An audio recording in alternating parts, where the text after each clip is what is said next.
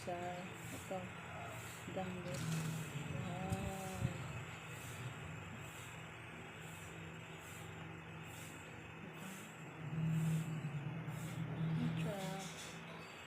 Let's go.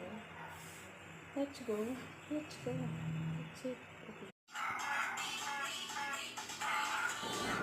At ayan na nga ang aking alaga. Habang kumakain tayo rin ay kakain. Bigay na kay tita yan.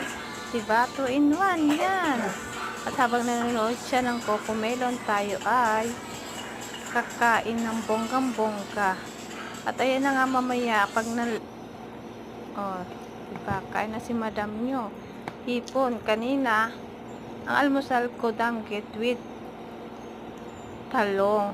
Tapos ngayon, hipon na naman. Sige, kain lang hanggat mayroon. Pero pag wala na, talaga tiis-tiis na tayo sa toyo at mantika, mga